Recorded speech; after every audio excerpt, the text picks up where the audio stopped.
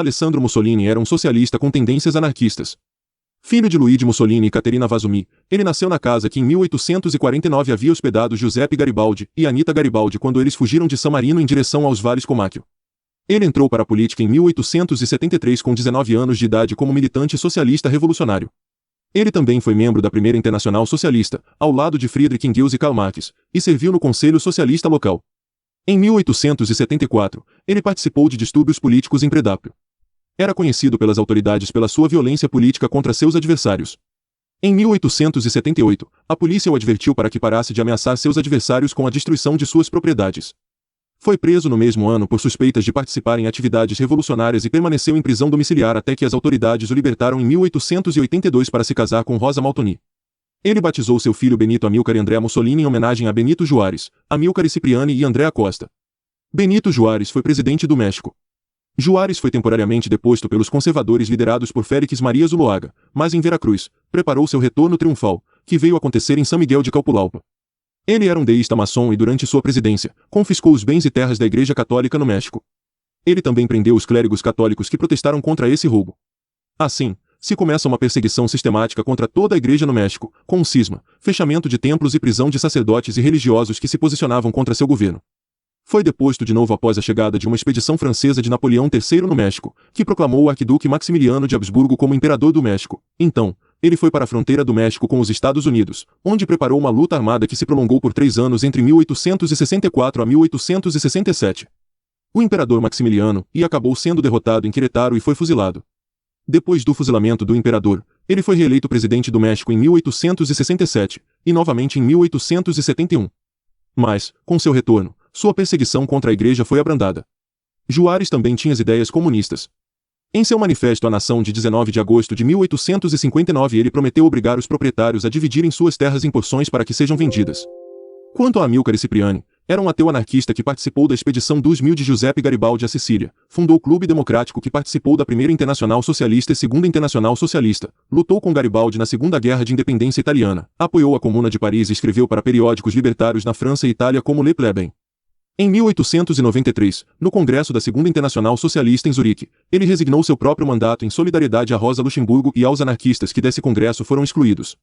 Ele também foi eleito 9 vezes como deputado, mas nunca tomou posse por se recusar a fazer um juramento de submissão pro rei da Itália.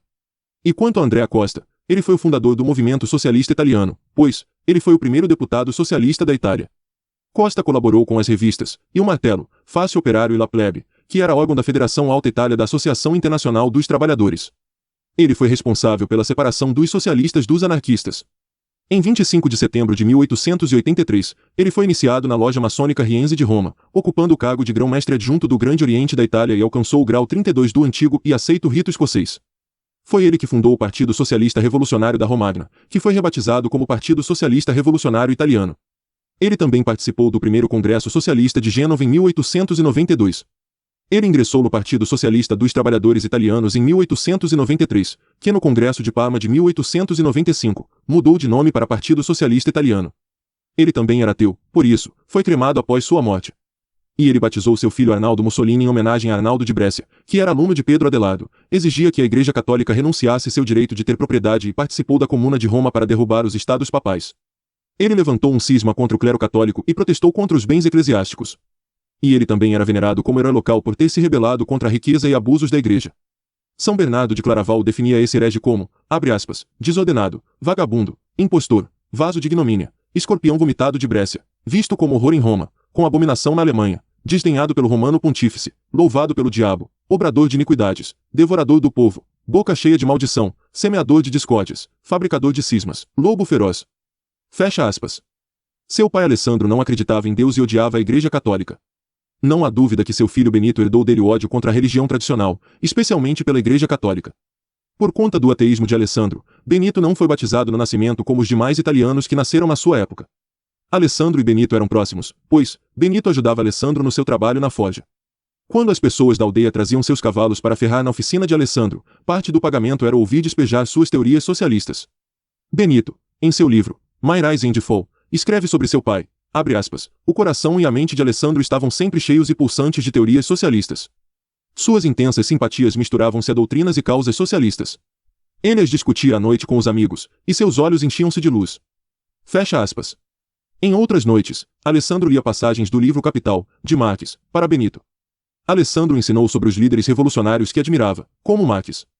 Alessandro acreditava que o governo deveria controlar o modo de produção, que as condições de trabalho precisavam ser melhoradas, e apoiava a criação de uma sociedade dirigida pela classe trabalhadora. Alessandro possuía sentimentos nacionalistas e admirava figuras italianas com tendências socialistas e humanistas, como Giuseppe Garibaldi, Giuseppe Mazzini e Carlo Pisacane. A visão política de Alessandro combinava pontos de vista com o anarquismo de Mikhail Bakunin e Carlo Cafiero, o autoritarismo militar de Giuseppe Garibaldi e nacionalismo de Giuseppe Mazzini. Em 1882 contribuiu consideravelmente para a eleição para a Câmara de Costa. Foi eleito vereador no município de Predápio, conquistado com 107 votos em 115 eleitores.